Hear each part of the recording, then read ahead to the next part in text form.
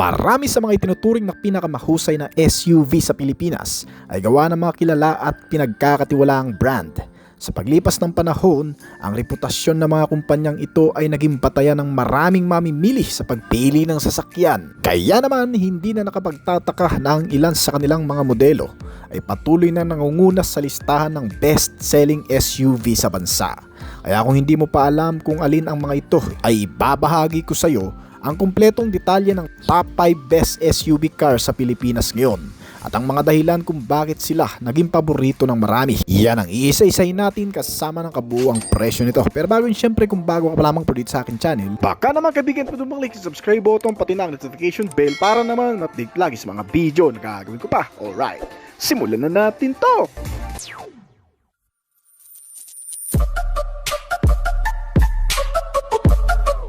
Number 5, ang Nissan Terra 2025 model. Sa panahon ngayon, hindi na sapat ang basta may sasakyan lang. Kailangan matibay at maaasahan at syempre may dating. Isa sa mga SUV na unti-unting umaangat sa popularidad sa Pilipinas ngayon ay ang Nissan Terra. Bukod sa performance at comfort na inaalok nito, ay kapansin-pansin din ang matapang at modernong disenyo sa labas na talaga namang nakaka-attract ng atensyon. Mula sa iconic na V-Motion grille, matitinik na LED headlight nito at rugged na body lines hanggang sa makikisig na alloy wheels at mga practical na features tulad ng roof rails at step boards, ipinapakita ng Nissan Terra na ito'y hindi lang para sa city driving kundi handang-handa na rin sa matitinding biyahe. Iba ang forma nito, pang adventure na pang forma pa. Ang harap na bahagi nito ay may malaking V-Motion grille na nagpapalakas ng macho at modernong dating nito.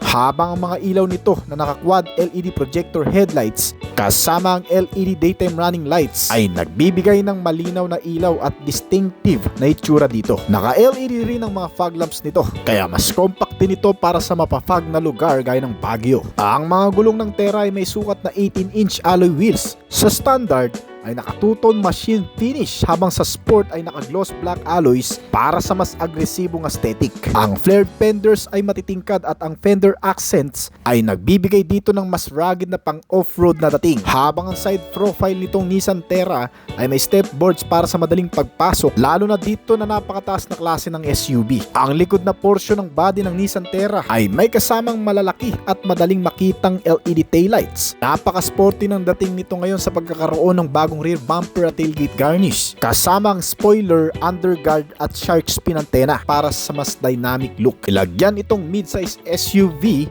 ng isang 2.5 liter turbo diesel o YD25. Kaya nitong maglabas ng humigit kumulang sa 187 to 190 horsepower at 450 Nm ng torque. Kaya swak na swak sa mabibigat na karga at matatarik na daanan. Kaya ang tagline nitong Nissan Terra ay on-road and off-road performance is up there is one of the more capable ones. At pagdating sa interior, sinamahan ito ng 7-seater layout na maluwag mula sa pangalawa hanggang sa pangatlong upuan.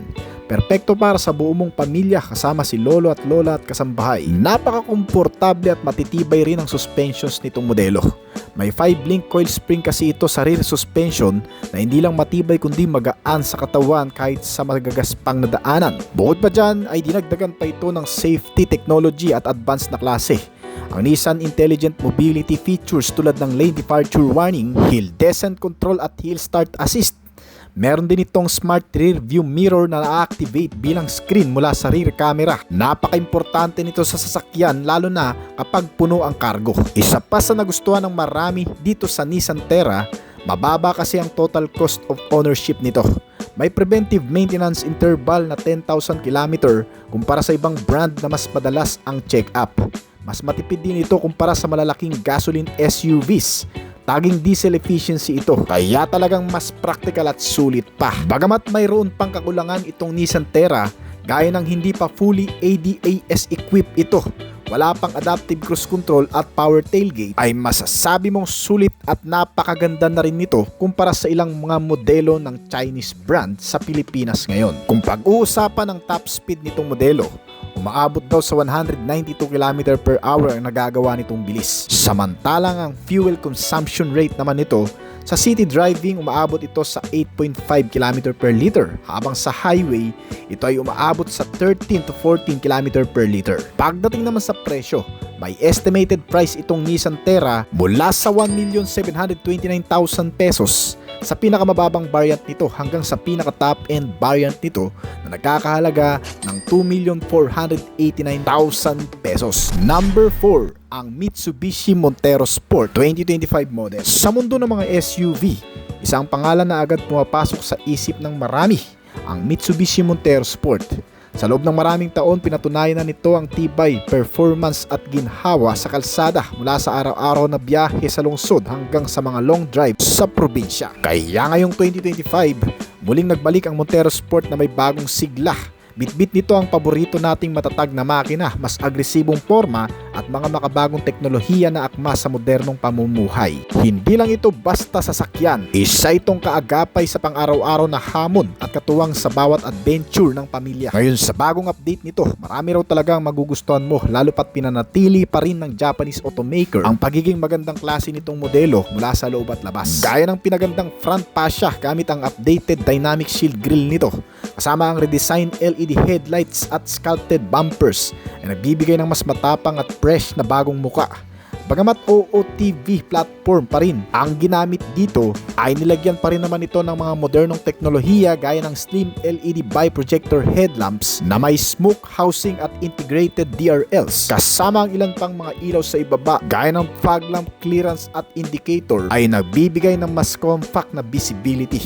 Ang front bumper nito ay may bagong hugis para sa airflow at mataas na off-road angles, kasama ang skid plate na may silver at matte black color na klase. Ang side profile din nitong Montero Sport ay wala pang gaanong arte, ngunit may abang para sa flared fairing na ipapakabit mo aftermarket. Bagong itsura rin ng alloy wheels ang ikinabit dito, ngunit nananatili pa rin ang sukat nito sa 18-inch. Nilagyan rin ito ng mga chunky side step boards para sa madaling pagpasok at paglabas sa SUV, kasama ang functional roof rails na pwedeng paglagyan ng roof tray para sa karagdagang cargo space, lalo na kung marami tayong gamit. Ang likurang bahagi naman ng body nito ay makikita pa rin ang iconic na disenyo na teardrop design vertical LED taillights nito na may smoke lenses, gaya ng harap para sa mas moderno at sporty na disenyo, kasama ang rear bumper na may POX diffuser at metallic skid plate finish. Nagpapalapad ng forma at nagbibigay ng dynamic stance dito.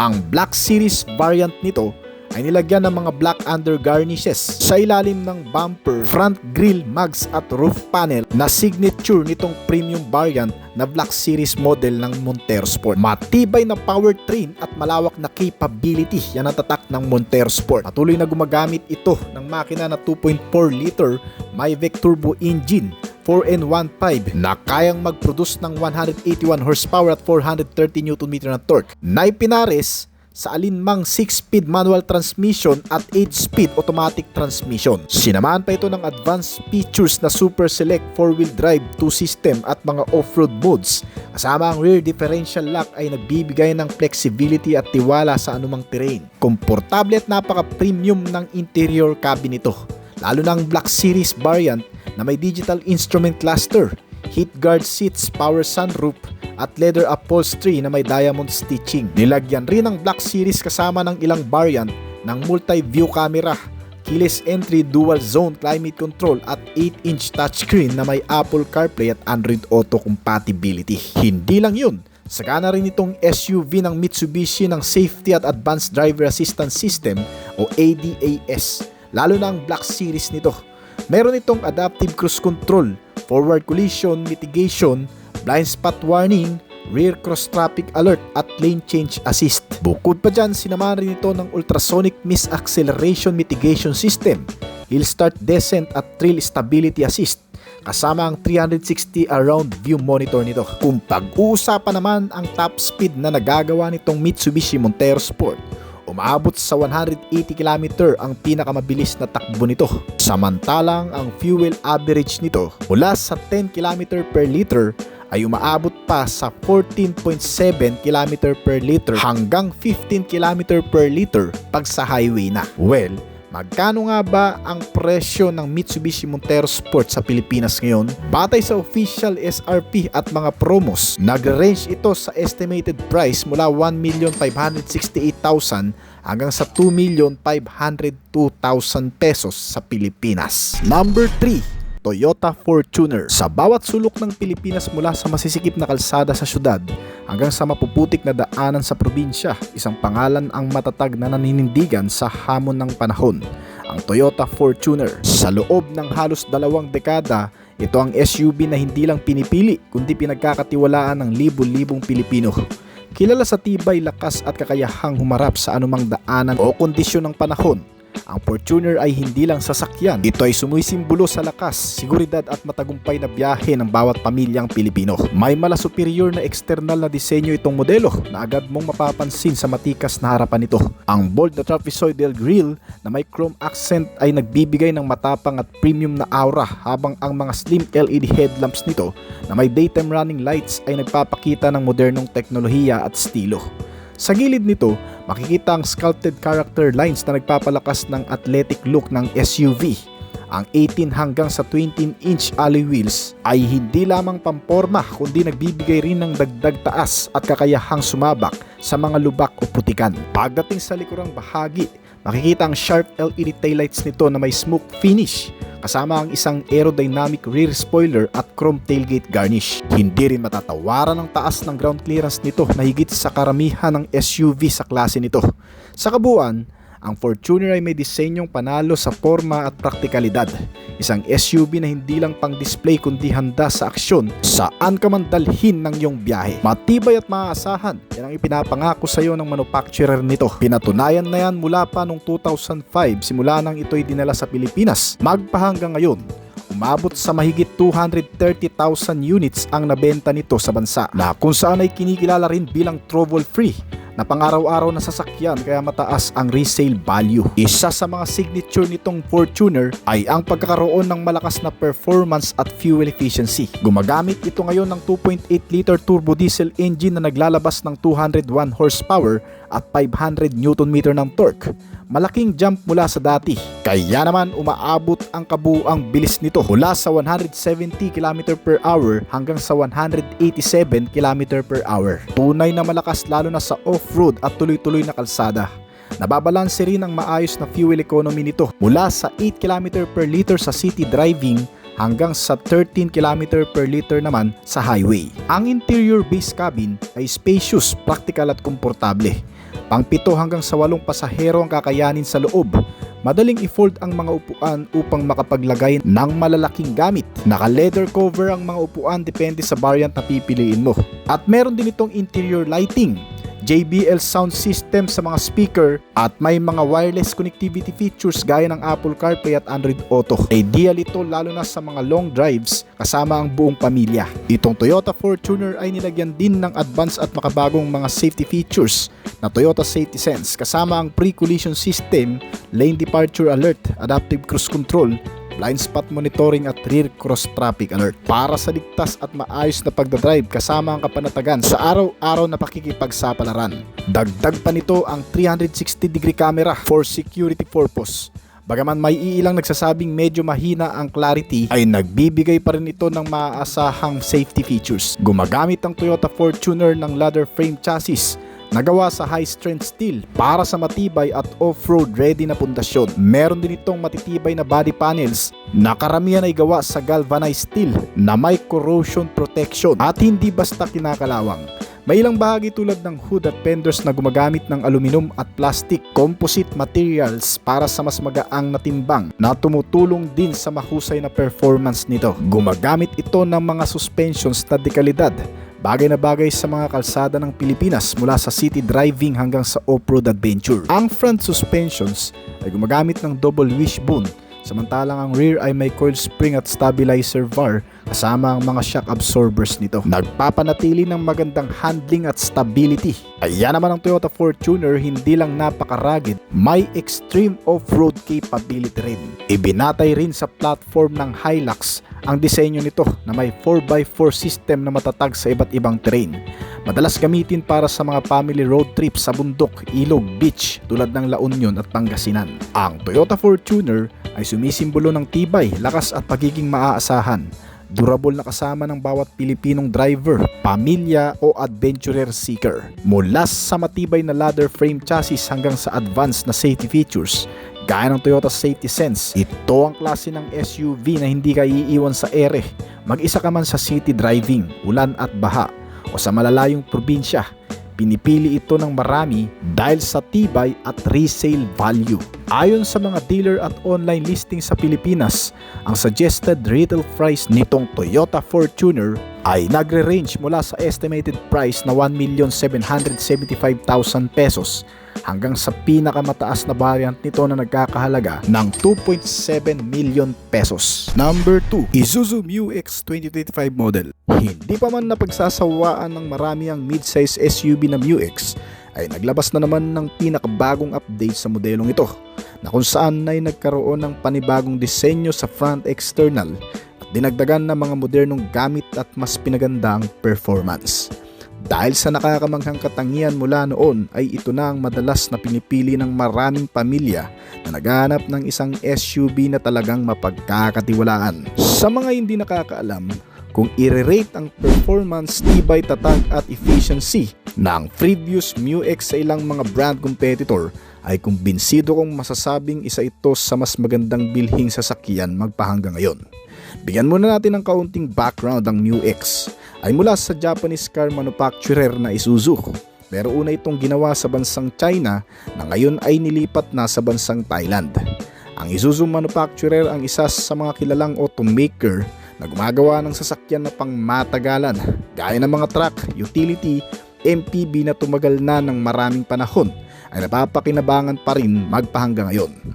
Naging mabili ang MU-X sa bansang Australia, New Zealand, Indonesia, Vietnam, Thailand at dito sa bansa. Kaya naman itong bagong ilalabas nila na update ng MU-X ngayong taon ay siguradong marami na namang mapapabili nito. Dahil dito mo lang siguro makikita ang mga bagong specs and features na wala pa sa ilang mga modelo. Ang 2025 MU-X ay inilaunch na sa bansang Thailand bago pa man matapos ang year 2024.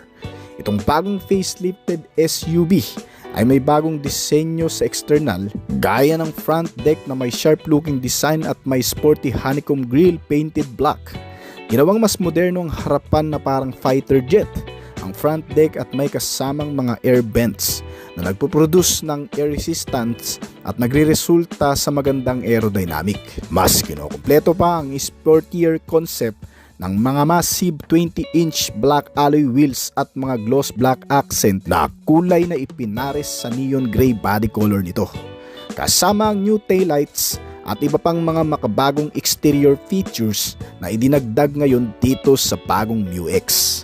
Nilagyan din ito ng mga bagong safety features, convenient features at comfortable features. May sukat itong modelo na 1,815mm na taas, may haba na 4,850mm at labad na 1,870mm. Para bigyan ng malawak na interior para sa 7 pasahero kasama na ng mga kargamento. May ground clearance size ito na 230mm. Ang wheelbase size nito ay nasa 2,835mm at may turning radius na 11.4 meter. Tumitimbang itong modelo ng 2,135 kg at sa loob, ang cabin ay napanatiling may malawak na space at may komportableng layout. Ngunit may kaunti pa ring mga pagbabago itong MU-X. May black interior panels, mga premium leather upholstery, mga adjustable at foldable pa ang seat at gumanda ang arrangement. Nilagyan din ng bagong MU-X ng mga ambient lighting kaya nagmukhang luxury ang presence. Meron itong bagong infotainment system na may kasamang wireless Apple CarPlay at Android Auto. Kasama ang bago nitong gauge cluster na magbibigay ng maraming impormasyon sa driver. Kasama ng mga connectivity, Globox compartment at iba pang mga amenity na magpapakonvenient sa iyo. Meron itong smart tailgate na kusang nagbubukas at nagsasara at nilagyan pa ng 360-degree camera system para sa dagdag na seguridad at kaligtasan. na may kasamang Intelligence Driver Aids. Ang basic concept ng Intelligent Driver Aids ay magbigay ng babala sa mga paparating na panganib sa pamamagitan ng mga sign sa tulong ng mga radar at iba pang mga features gaya ng Adaptive Cruise Control System na gumagamit din ng sensor, na kung saan hindi mo na kailangan pang tapakan ng matagal ang accelerator pedal habang umaandar kapag nakaset na ang speed nito. Ay kusa na itong aandar sa pagdepende sa mga sasakyan na nasa unahan. Kung ito ay hihinto o tatakbo ng mabilis ay gagayahin lang nitong Isuzu MU-X. Kaya naman makaka-relax ka talaga sa biyahe niyan dahil para ka na rin naka-autopilot. Yun nga lang, kinakailangan pa rin i-manage ang manubela. Meron din itong 800mm water wading na kung saan kaya nitong lumusob sa tubig sa taas na 800mm na hindi nakakapasok sa loob o hindi napapasukan ng makina na makakaapekto sa pag-andar nito. Kaya kahit sa mga bahaing lugar o kalsadang matutubig ay hindi ka talaga mangangamba. Nilagyan din ito ng forward collision warning na idinisenyo upang magbigay ng babala kung ikaw ay malapit ng mabangga sa mga biglaang humihintong sasakyan sa unahan o yung mga bumabagal. Sinamahan pa ito ng automatic emergency braking para mas kumpleto, yung tipong nagkukusang magpreno sa mga biglaang pagkakataon lalo na sa mga hindi mo inaasahan. Meron itong automatic high beam, lane keeping assistant, lane departure warning na tumutulong ding mapanatili ang maayos na pagmamaneho sa loob ng highway o linya sa highway na dinadaanan upang maiwasan ang pagkabangga o pagkasagi sa ilang mga kasabayan. Sinamahan din ito ng blind spot monitoring system na magbibigay pa ng pangkaragdagang seguridad kasama ang mga particular na safety features nito gaya ng mga parking sensor, front and rear camera, anti-lock braking system, electronic brake force distribution at brake assist. Sinamahan pa ng hill start assist control system at downhill assist. May crash sensor, front and side impact beams, child safety mounts at ISO fixed child mounts. Mga seat belt sa kada upuan kasama ang mga airbags ay magbibigay talaga ng kapanatagan sa matinding kaligtasan na inilagay sa bagong modelo ng MU-X. Kaya naman, ganun na lamang talaga kalupit ang modelong ito pagdating sa napakaraming mga safety features. Pagdating naman sa makina, sa ilalim ng hood ang bagong MU-X ay mayroong dalawang klase ng makina na pagpipilian. Depende sa variant, gumagamit pa rin ang bagong MU-X ng Blue Power Plant Turbo Diesel Engine na may magandang fuel economy at emission norm. Ang unang makina ay may 1.9 liter turbo diesel engine na nagpo-produce ng 148 horsepower at 350 Nm ng torque. May average speed na umaabot ng 160 to 165 km/h. Pero kung naghahanap ka ng mas malakas, ang pangalawa sa mga pagpipilian nito ay naka 3.0 liter ang engine na may turbocharged diesel at nakakapag-produce naman ng 198 horsepower sa dating 189 horsepower lamang at 250 Nm ng torque na siguradong may ihahataw pa sa bilis.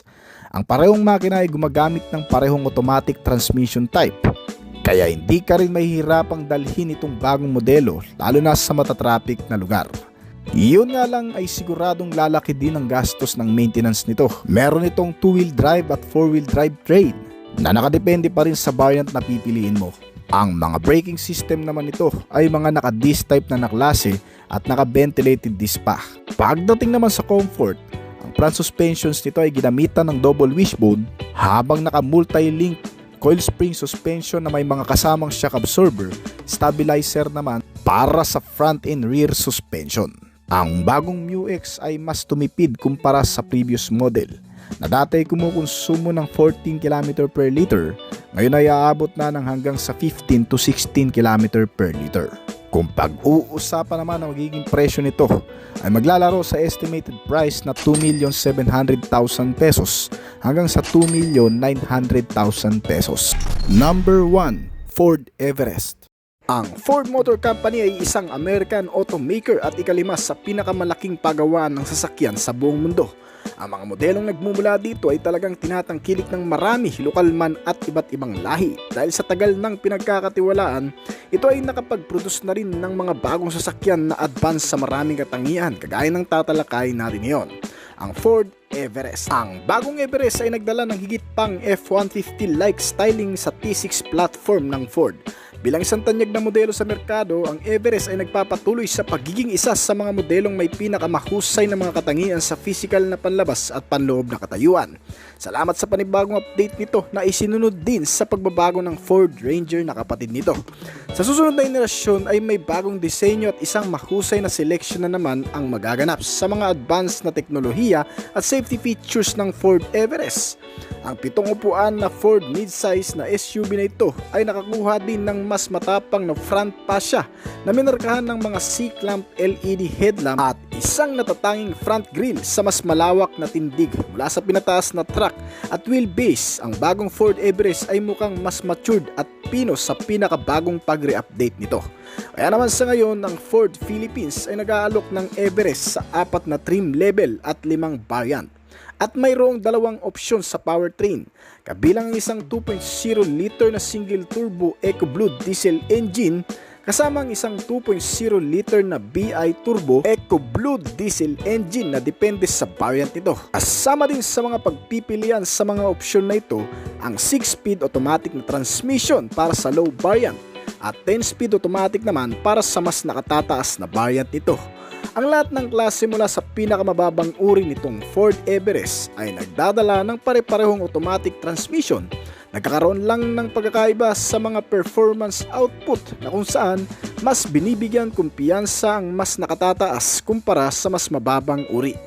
Kaya kung prepare mo ang pinakamahal na variant nito na Ford Everest 2.0 BI Turbo Titanium 4x4 automatic transmission sa halagang 2,650,000 ay magkakaroon ka na.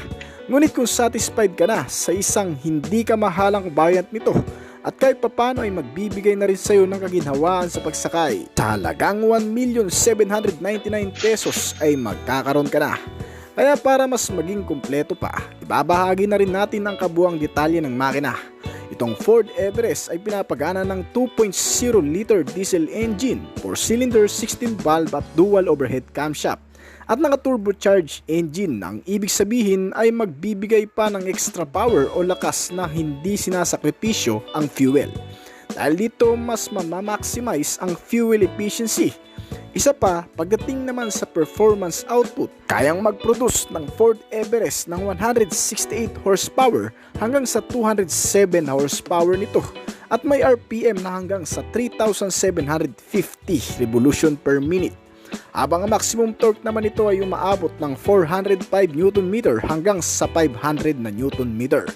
Yan ay pinapadala sa pamamagitan ng automatic na transmission nito na may kakayahang tumakbo ng hanggang sa 190 to 200 km/h. At isa pa, itong Everest ay isa rin sa klase ng off-roader. Yan naman ang maganda rito kasi kahit anong klase ng kalsada ay kayang pakisamahan ng modelo.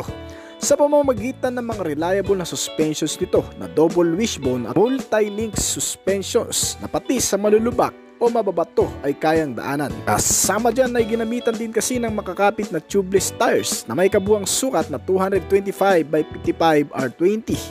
Nabalot ito sa mga alloy na mags habang pinapanatili ang makapit na pagpiprenos sa pamamagitan naman ng naka-ventilated disc type sa mga brakes nito. Pagdating naman sa loob, ang pinakamaganda pang bagay tungkol sa modelong ito ay nakakuha din ng karaniwang portrait-oriented na 12-inch infotainment display touchscreen, mga connectivity at isang digital panel gauge cluster sa front dash interior. Nilagyan na rin ito ng Apple CarPlay at Android Auto na automatic na pinagsama-sama sa modelo.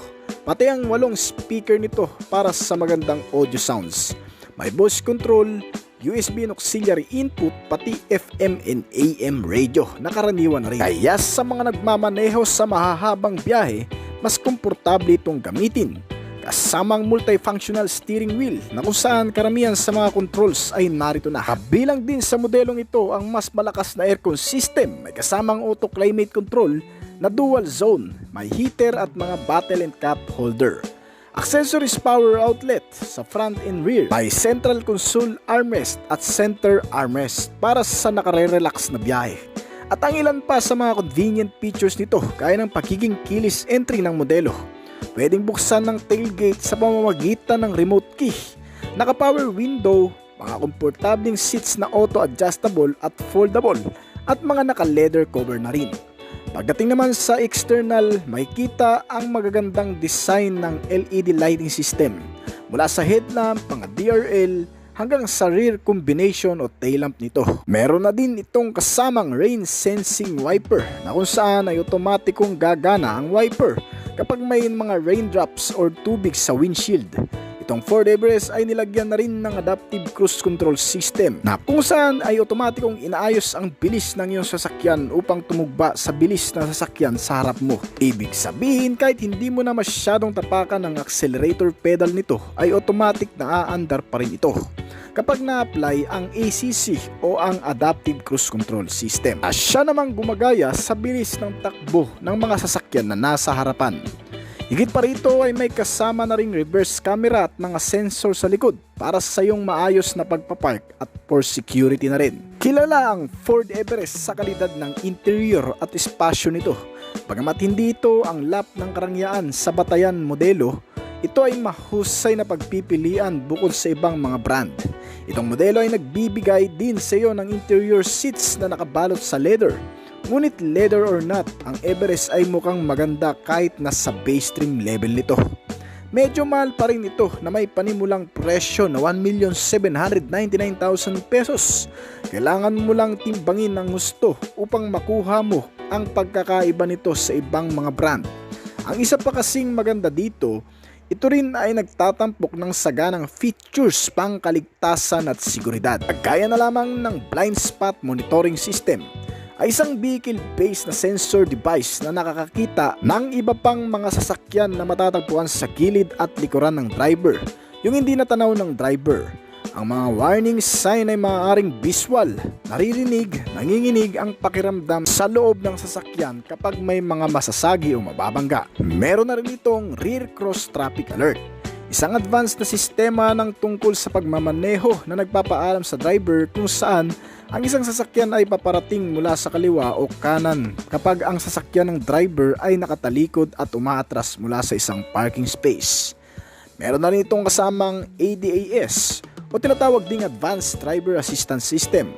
Halos lahat ng aksidente sa sasakyan ay sanhi ng pagkakamali ng tao na maaaring iwasan gamit ang Advanced Driver Assistance System o ADAS. Ang papel ng ADAS ay upang maiwasan ang mga pagkamatay at pinsala sa pamamagitan ng pagbabawas ng bilang ng mga aksidente sa sasakyan at ang malubhang epekto ng hindi talaga maiiwasang aksidente. Kalakip naman ng sistemang ito ang kusang paghinto sa pedestrian lane, kasama ang lane departure warning, traffic sign recognition, automatic emergency braking at blind spot detection. Hindi pa yun, itong Ford Everest bukod sa mga bagay na yan ay nilagyan din ng advanced pre-collision system na kung saan ay gumagamit ng teknolohiya ng kamera upang makita ang isang potensyal na banggaan sa isang sasakyan o pedestrian ng direkta sa harap mo sa araw o gabi na pagmamaneho. Makatutulong ito na babawasan ang kalubhaan ng pagbangga o kaya naman ay maiwasan ang pagkabangga. Kalakip naman ng sistemang ito ay ang dynamic brake o agarang paghinto, driver alert system, forward collision warning at marami pang iba. Bukod sa advanced safety features na yan, itong modelo ay may mga pangkaraniwang din safety features gaya ng electric parking brake na hindi na mano-mano pa kundi di-switch function na lang. Mayroon na rin itong kasamang ISO fixed child mounts para naman sa mga bata nating kasama. Merong child safety locks, mga airbags, seat belts, may crash sensor with anti-lock braking system at electronic brake distributor. May brake assist na rin ito para sa mas powerful na pagpapreno. Sinamahan na rin itong modelo ng hill start monitoring at downhill assist control at napakarami pang iba. Kung maraming mga safety features, ang security features naman ito ay matatag at matibay na rin. Hindi nawawala o mananakaw ng basta-basta ng kahit na sino sa pamamagitan ng mga sistemang ito, gaya ng central locking, anti-theft device, power door lock, anti-theft alarm at engine immobilizer system. Sa halagang hindi ganun kamahalan, ngunit sagana sa mga nilalaman ay talagang makakasulit ka sa modelong ito. Magsisimula sa kabuang halaga na 1,799,000 pesos hanggang sa pinakamahal na presyo nito na umabot naman ng 2,650,000 pesos dito sa bansa.